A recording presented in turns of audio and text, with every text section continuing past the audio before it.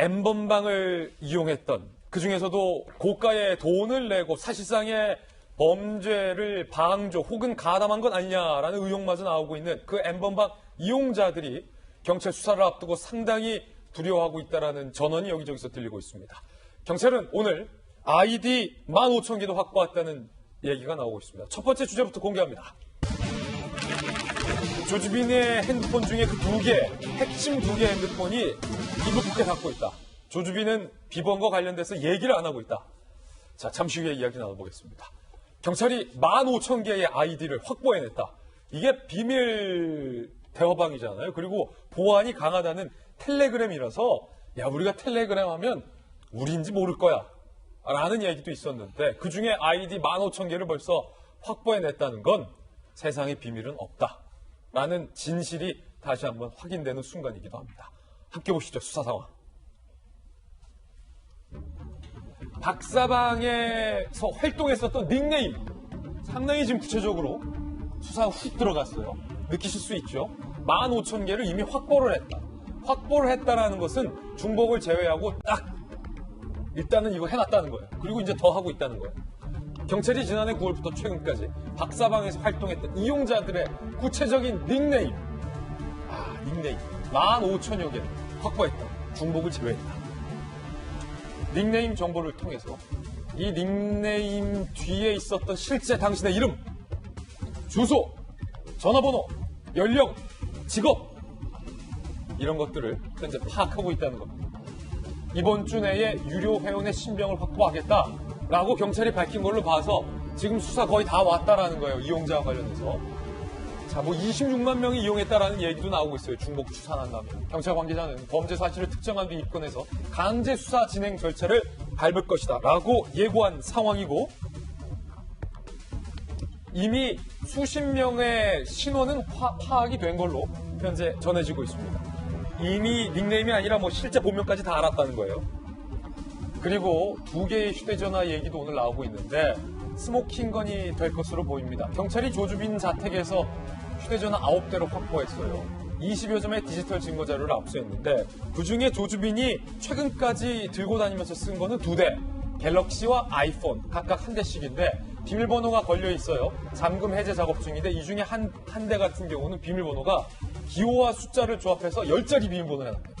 와, 그 10자리를 본인이 어떻게 기억할까 싶어요. 본인도 뭔가 저 핸드폰 안에, 휴대전화 안에 뭔가 걸려서는 안 될, 공개돼서는 안 될 자료를 숨겨둔 건 아니냐라는 추측이 나오고 있습니다. 비밀번호 10자리.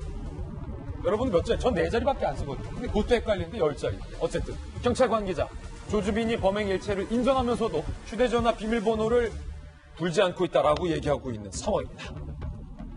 자, 이 수사와 관련돼서 오늘 검찰 출신의 변호사님 모셨습니다. 김광상 변호사님, 예전에 수사 많이 하셨잖아요. 특히 디지털 수사 많이 하셨는데 일단은 첫 번째 15,000개의 닉네임을 파악했다. 굉장히 빨리 수사하고 있네요. 이게 텔레그램이라고 하더라도 다 알아낼 수 있군요. 아니, 근데 지금 우리가 좀 확인해야 할 부분이 네. 지금 저 닉네임 자체를 15,000개는 텔레그램을 통해서 일단은 내부 대기라는 기능이 있어요. 예. 그럼 거기에서 nik네임을 쓴 사람도 있을 거 아니에요? 근데 지금 26만 명이라는 얘기가 나오는데 거기서 닉네임을 추출을 하는 거예요. 경찰이. 네.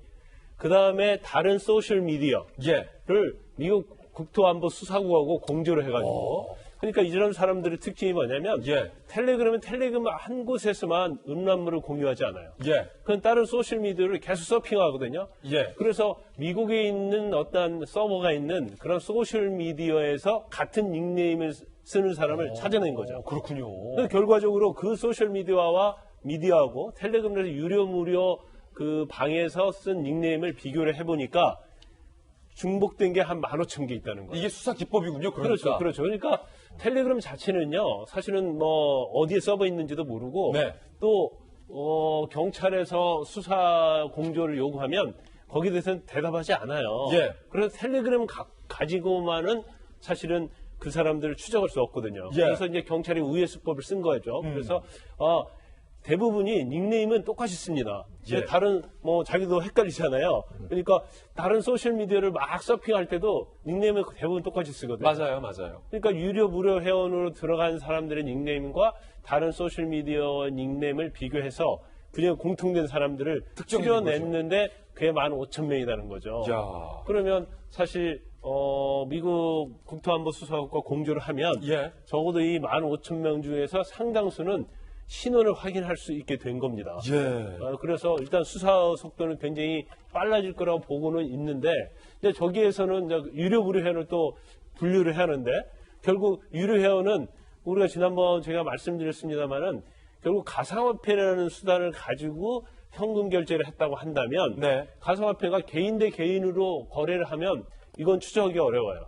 근데 가상화폐 거래소를 통해서 어느 한쪽 전제 지갑으로 입금을 하는 그러한 걸 거쳤다고 한다면 찾는 데는 별 문제가 없어요. 그렇군요. 그리고 이 15,000명 중에는 제가 지난번도 말씀했습니다만은 우리가 상상할 수 없는 그러한 분들도 그 안에 존재할 가능성이 있다. 그래서 이건 시작에 불과하지. 예. 향후에 이 15,000명과 관련된 수사가 진행이 되면 조지빈과 관련된 정말로 경악할 만한 범죄 이런 것들이 또 드러날 가능성이 크고, 또 그 중에서 정말 사회적으로 유명한 사람 아니면 정말 도덕적으로도 굉장히 우리가 존경했던 그런 분도 나올 수 있는 가능성이 좀 열려 있지 않나. 아니, 검찰에 계셨으니까 경찰 수사 지휘도 많이 해보셨으니까 수사 기법에 대해서 지금 상세하게 설명을 해주신 건데, 15,000명 중에서 예컨대 본명까지 다 파악을 했는데 나중에 딱 봤더니 방금 말씀하셨던 것처럼 이미 공무원도 가담돼 있다는 거 드러났고, 아주 고위 공무원이나 예컨대 가정입니다만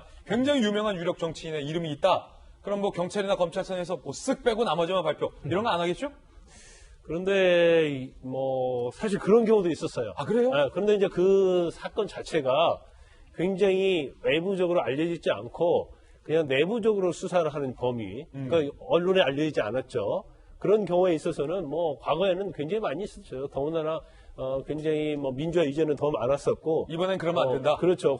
그리고 전 정권일 때 그런 때도 사실 왜냐하면 그게 1,000명, 2,000명 되니까 그걸 분류하는 것 자체는 수사 담당자의 몫이거든요. 예. 또 재량한 범위도 있을 수 있고, 그런데 아마 제가 볼 때는 이번 그렇게 쉽지 않을 겁니다. 더군다나 만약에 거기에서 어떤 사람을 감춰둔다랄지 은닉을 하게 되면 이건 명백히 직무유기죄에 해당이 되거든요. 그래서 이번 수사는 좀 투명성 있게 할 수밖에 없고, 이제 그러다 보면 생각지도 못한 일이 일어날 수 있다. 제가 항상 이 얘기를 하죠. 수사는 생물이다. 수사는 생물이다. 그래서 우리가 생각하지 못한 그런 일이 많이 일어날 수 있다. 놀랄만한 이름이 있을 수도 있다. 열린 가능성. 특히 저기 유료 회원을 알아내는 건 네. 쉬울 거예요. 아, 그래요? 텔레그램 자체보다 유료 회원이 이제 모네로나 이제 비트코인 같은 걸 통해 가지고 모네로나 비트코인이 이제 가상화폐 이제 이름입니다만은 제가 한국 블록체인 협회 자율규제위원이었거든요. 아, 또 그런 것도 하셨군요. 그런 것도 했는데, 근데 지금 보면은 예를 들어서 20대 가상화폐 되게 능한 사람들은 이렇게 우회를 해가지고 그 가상화폐를 보낼 수 있는데, 여기도 지금 한국에서 이제 큰 가상화폐 거래소들이 모두 수사에 협조하고 있고요. 그렇군요. 두 번째로는 이 가상화폐 익숙치 않은 사람들 있지 않습니까? 특히 조주빈 등이 그 가상화폐에 익숙지 않은 사람한테는 대행업체를 가르쳐 줬다는 거예요. 그럼 그 대행업체에다가 예를 들어 제가 100만 원을 보내면 그 사람이 알아서 이렇게 텔레그램이나 비트코인이나 모네로로 바꿔가지고 저쪽에 넘겨주는데, 그 대행업체는 더 쉬운 거죠. 그럼 거기에다가는 자기 이름으로 돈을 보내는 거지 않습니까? 그렇죠. 대행업체는 그대로 장부를 들고 있는 거예요. 예. 그러니까 예컨대 한 40대, 50대에 사회 활동을 하는데 가상화폐에 익숙치 않은 사람이 있다면 제일 먼저 그 사람들은 금방 더 빨리 나올 가능성이 높죠. 그러니까 경찰이 대행업체 몇 군데만 들어가서 이미 하고 있고요. 장부 내놔. 그래서 딱 봐서 착착착 해서 이름 나오면 그냥 바로 알 수 있다. 네. 수십 명의 벌써 구체적인 이름까지 특징이 됐다는 거예요. 경찰이 쥐고 있다. 라는 것은 아마 방금 두 분이 말씀하셨던 그런 수사 기법을 통해서 확보한 게 아닌가라는 생각도 듭니다.